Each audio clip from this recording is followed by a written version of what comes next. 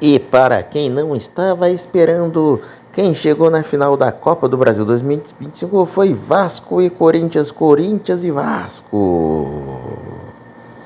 Vamos acompanhar os detalhes dos grandes finalistas da Copa do Brasil 2025. O Corinthians, que vem com 3 títulos da Copa do Brasil. O Timão levantou o troféu em 1995, 2002 e 2009 e tenta repetir o feito nesta temporada. O Timão, que passou por uma crise danada, vai tentar a sorte, né? Já o Cruz Maltino Carioca, que tem um título da Copa do Brasil conquistado em 2011, vem tentando o seu bicampeonato da Copa do Brasil. O time de Fernando Diniz é um guerreiro que era sério candidato ao rebaixamento, porém se livrou e está aí. Agora vamos às estatísticas. O Corinthians ele tem média de meio gol por jogo nas últimas 9 partidas, né? Menos de 3,5 nas últimas 3 partidas. E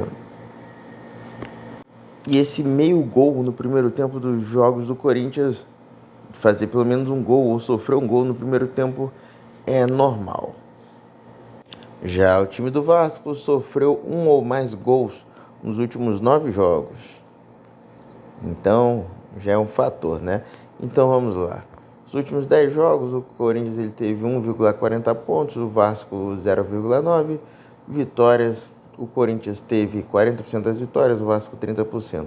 Marcou primeiro o Corinthians em 60% dos jogos, o Vasco em 30%. Não sofreu gols em 30% dos jogos e o Vasco em 10% dos jogos. Não marcou em 20% e o Vasco não marcou em 60%. Ambos as equipes marcaram em 50% dos jogos do Corinthians e o Vasco em 30%, né? Temos aí um jogo aí, vamos lá, né? No primeiro tempo, 90% dos jogos do Corinthians só o gol. Do Vasco, 70%. Mais de um gol e meio no jogo, 70% nos jogos do Corinthians, 90% nos jogos do Vasco.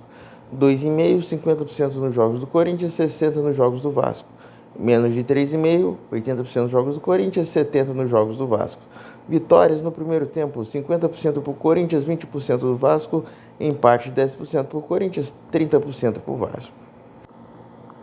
O Corinthians não marcou em 50% dos jogos no primeiro tempo, né? E o Vasco também, uma porcentagem pequena. Vamos lá agora, então, os momentos dos gols, né? O Vasco costuma... E o Corinthians, a maior parte dos gols costumam do Corinthians sair no primeiro tempo, hein?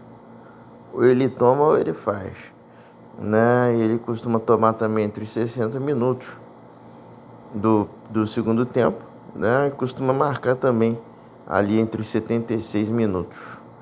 O Vasco, ele toma alguns gols no início do primeiro tempo, né? E costuma marcar também entre os 31 e 45 minutos, né?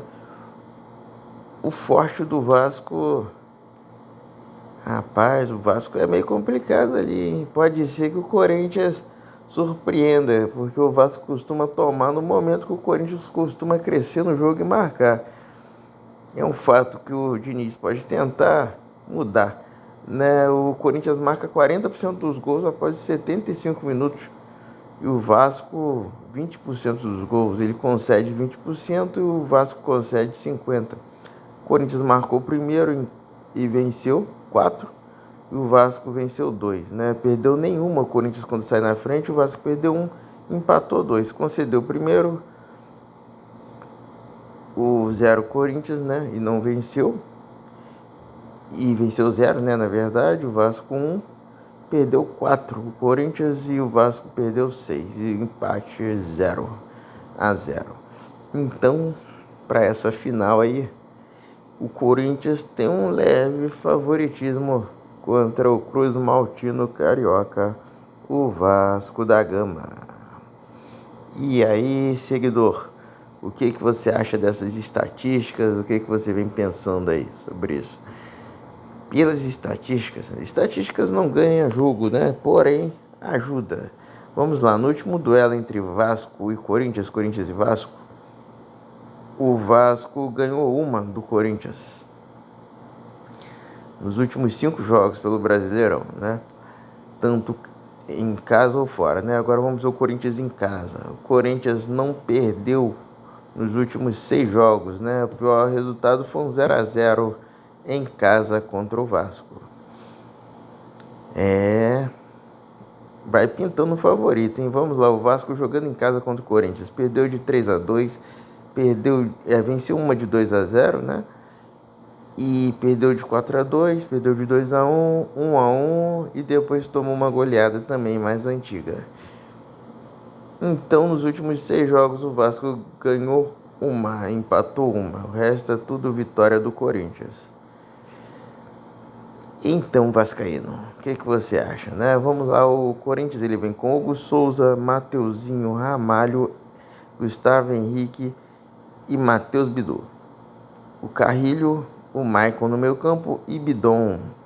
O Garro ali, a alma do time. E no ataque, Yuri Alberto e Memphis Depay. O Depay para mim é muito subestimado, né? Porque ele puxa a marcação, ele olha a jogada, é um craque do time. Já o Vasco vem com Léo Jardim, Paulo Henrique, Custa, Renan, perdão pessoal, Rodrigues, Barros, Mendes, Moreira, Coutinho, Gomes e Ryan no ataque. Ryan que teve seu contrato renovado recentemente. Provavelmente não, eu acho que o Vasco dificilmente consegue segurar ele até depois da Copa do Mundo. O técnico do Corinthians é o Dorival Júnior, tem 63 anos e tá tirando leite de pedra, 49% de aproveitamento, né? 49% de vitórias, 24% de empate e 27% de derrota. Dorival é um bom treinador, né? Que já treinou seleção brasileira.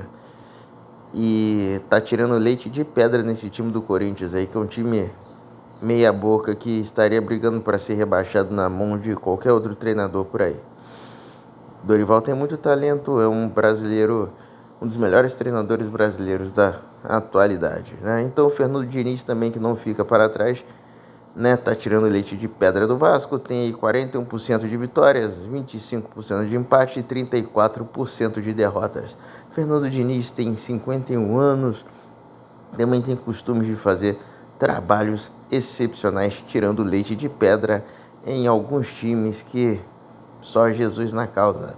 Então, pessoal, essa foi a minha observação. Sigam o canal, compartilhem, deixem seus comentários e vamos discutindo, batendo papo e debatendo sobre a final da Copa do Brasil Betano 2025.